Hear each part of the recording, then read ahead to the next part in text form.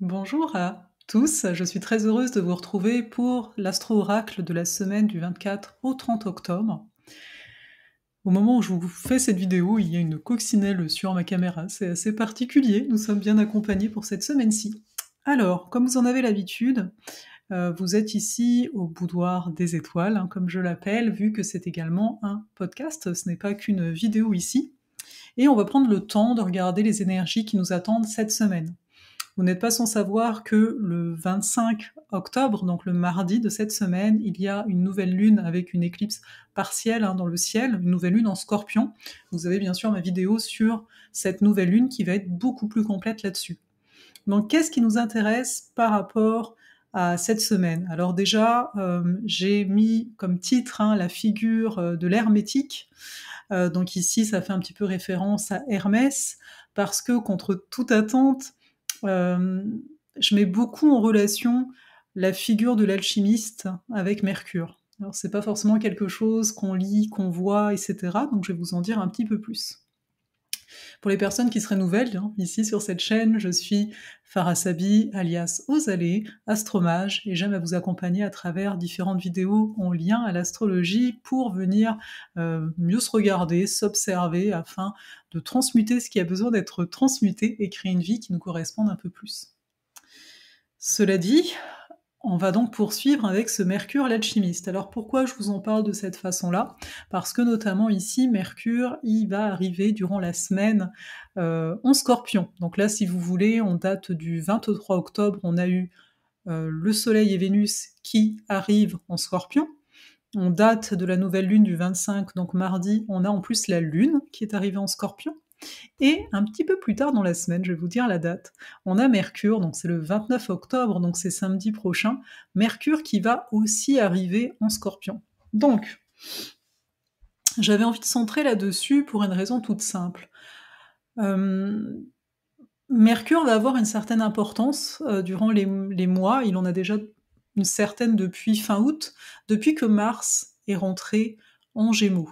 Alors pourquoi je vous dis qu'il a une certaine importance? Parce que les Gémeaux sont gouvernés par Mercure, et là on a Mercure qui arrive en Scorpion, et pour rappel, avant il n'y avait que 7 planètes, on s'arrêtait à Saturne, et donc c'était Mars qui gouvernait le Scorpion.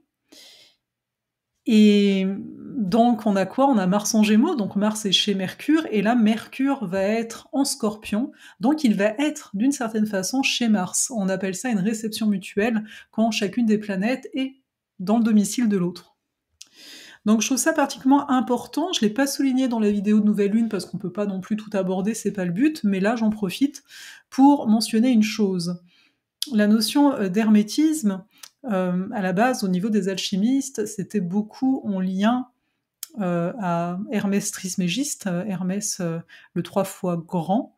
Donc bon, je pense qu'il y en a qui s'y connaissent beaucoup mieux que moi en alchimie ici. Et c'est de voir ici, je vous parlais de grandes initiations en lien à la nouvelle lune, et pour moi ça rejoint ça. C'est-à-dire qu'avec ce Mercure qui va rentrer en Scorpion, et avant lui, le fait d'avoir Vénus, le Soleil, le nœud sud en Scorpion depuis pas mal de temps, ça nous amène, à mon sens, à un point de non-retour. Alors ce point de non-retour, il va être visible à l'intérieur de chacun, c'est-à-dire en Scorpion, on est en connexion avec les choses les plus effrayantes qu'on a pu vivre, qu'on a peur de vivre, et là je vous parle individuellement, mais quand on regarde le monde actuellement, à mon sens, il y a un point de non-retour qui peut être touché. Il peut être touché, et à mon sens, il va même être touché également parce que durant ce mois de novembre, là, le mois du Scorpion en tant que tel, on va avoir une éclipse totale avec la pleine lune en taureau. On s'en reparlera bien entendu, mais par rapport à cette semaine qui nous concerne, parce que je peux partir un peu trop des fois, c'est vraiment de revenir à ce fait-là. C'est que chacun ici, on peut décider, et j'ai presque envie de dire qu'on a le devoir de décider, quels sont les endroits, les situations, les personnes, les pensées qu'on a dans notre tête, les habitudes, etc., qui nous prennent beaucoup trop d'énergie, afin ici, d'où la notion d'hermétisme à mon sens, de mettre une limite, une frontière. L'énergie du Scorpion, c'est une énergie assez particulière en cela qu'elle capte les autres énergies. On parle dans l'énergie Scorpion du clan, de la tribu, donc c'est quelque chose, encore une fois, qui va être important. Qui est-ce que vous gardez proche de vous? Qui est-ce que vous gardez proche de vous? Parce que entre guillemets, cette personne est dangereuse. Vous savez l'expression qui dit, «Gardez vos ennemis encore plus proches que vos alliés» et il y a un petit peu de ça aussi, mais l'unique chose, comme c'est l'énergie du Scorpion, bah, de bien faire la part des choses, à quel point je suis le gardien de mon espace ou à quel point je pense que, bah, oui, je sais que cette personne, elle est pas bonne pour moi, donc je la garde pas loin. Mais en fait, je suis tellement épuisée par d'autres situations que je ne me rends pas compte de l'emprise que je lui permets d'avoir, bah, par rapport à moi-même. Là, je vous parle d'une personne, ça peut être aussi une situation. «Ah, en fait, cette chose-là, je m'en occuperai plus tard, c'est pas très grave», mais en fait, au fond, au niveau inconscient, au niveau énergétique, ça vous prend de l'énergie. Donc pour cette semaine, et ça va être le cas encore bien sûr la semaine prochaine, ça va être de vous observer là-dedans. Donc pour moi, c'est le grand point que je voulais aborder pour cette semaine-là.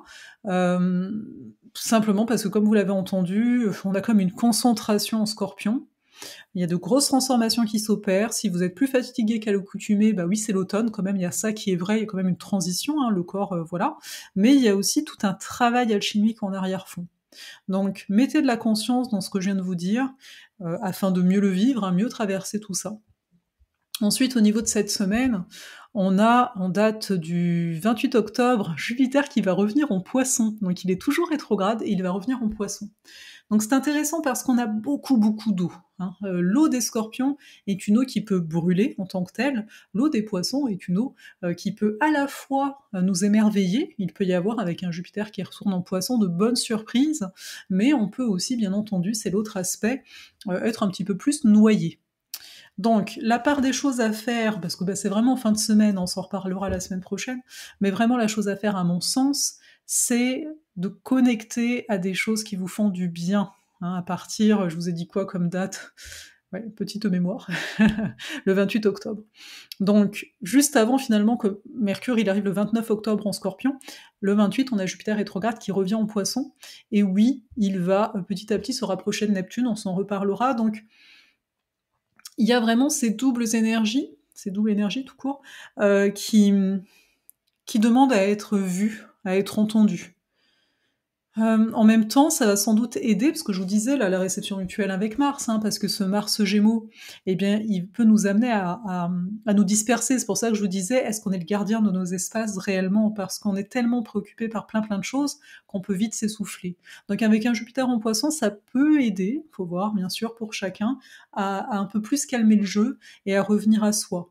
D'ailleurs, si vous voulez aller plus loin au niveau de l'énergie de Mars, comprendre cette période de rétrogradation, le fait que Mars va rester en Gémeaux jusqu'à fin mars, je vous convie à Desideratas, hein, qui est un accompagnement de groupe, mais un accompagnement, c'est-à-dire que je suis là, que je vous réponds individuellement. Vous allez pouvoir me mettre votre carte du ciel, vous allez pouvoir me dire qu'est-ce que vous vivez, vous allez pouvoir observer votre Mars natal, voir qu'est-ce qu'il fait dans votre carte, comprendre peut-être pourquoi vous avez du mal avec telle et telle chose dans votre vie. Je vous convie à nous rejoindre. On commence le mi-novembre, hein, lors de l'éclipse, hein, justement, un mardi. On commence jour de Mars. Ça, c'était pas vraiment fait exprès, en fait. Mais voilà. Donc, je vous convie vraiment à ça. Simplement parce qu'on va pouvoir travailler de façon plus profonde. C'est un sentier initiatique que je vous propose. Ça paraît drôle comme ça, j'apporte toujours de la légèreté, mais parce qu'à mon sens, bah justement, plus on va profond, plus c'est bien de cultiver cette légèreté à l'intérieur de soi, hein. Le but, c'est pas d'être en dépression, le but, c'est de voir les choses, se dire les choses, et d'avancer pareil, et transformer ce qui a besoin d'être transformé. Parce que parfois, il y a des choses, il n'y a pas besoin en fait, hein. Donc, cela étant dit, je vérifie, donc oui, le 30 octobre, un Mars rétrograde, donc on va rentrer dans une nouvelle phase, on va dire, énergétique, mais ce qu'il y a vraiment à retenir, c'est que cette semaine, profitez-en encore une fois, comme la semaine dernière, pour finaliser ce qui a besoin d'être.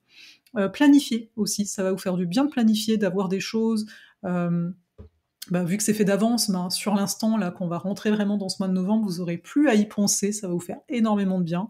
Et, et puis voilà, pour cette semaine, ce sera bien complet. Surtout que vous avez la vidéo de Nouvelle Lune, si vous l'avez pas vue, à regarder.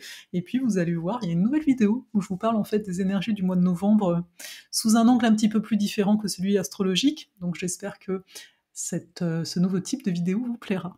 Prenez bien soin de vous, au plaisir de vous retrouver dans Desideratas, au plaisir si vous voulez approfondir l'astrologie avec la voie de la clairvision, ça commence ça le 10 novembre, n'hésitez pas, hein, le prévisionnel en astrologie pendant 3 mois, avec mon regard sur votre pratique, mais aussi sur votre carte du ciel en tant que telle. Voilà, C'est bien complet tout ça. Je sais, il y a plusieurs choses, mais c'est pas anodin. Moi, je ressens souvent des voilà, ça tombe sur moi et c'est le genre, c'est maintenant que telle chose doit être amenée et c'est pas pour rien. On a vraiment besoin justement cette notion de tribu, de se sentir en lien avec, du monde, ben, on va dire qui a des valeurs, le plus similaires possible. Prenez grand soin de vous et à tout bientôt.